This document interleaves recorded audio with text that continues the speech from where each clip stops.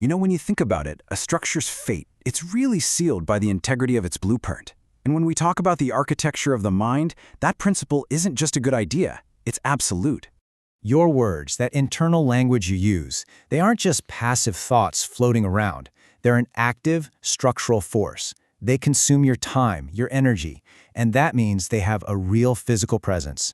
They take up space and literally build the environment that you live in every single day.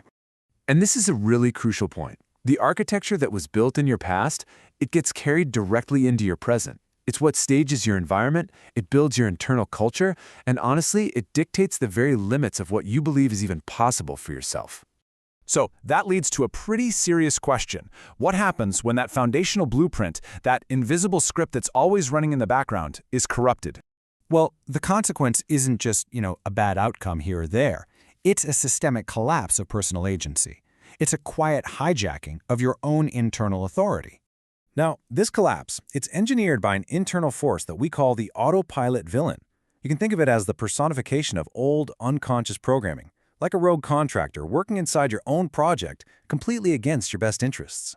And what's really fascinating here is how this villain operates. It gets its power through an invisible contract, one that you've unknowingly signed off on. Then it takes your own memories, your own habits, what we call your mental furniture, and uses them to create this disorienting mental clutter. It conceals all of its work inside a mental fog, and the result is it builds the very walls that prevent you from moving forward. All of this sabotage, it kicks off a very predictable, very depleting sequence. We call it the energy drain chain. We can actually trace this drain all the way back to its source. See, it starts with the unwanted outcomes we all know, like stagnation or burnout. But those come from reactive actions, things like indecision or withdrawal. And those are driven by unhinged feelings, like fear and insecurity. And where do those feelings come from? They're fueled by negative attitudes and distracting thoughts.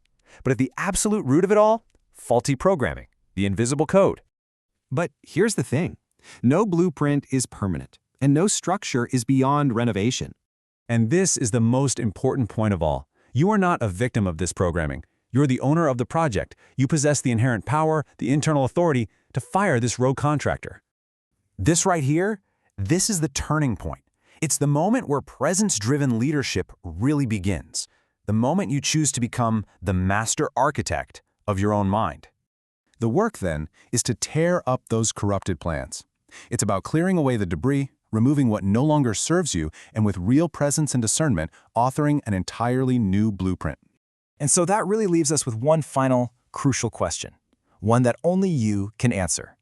Who is the master architect of your mind?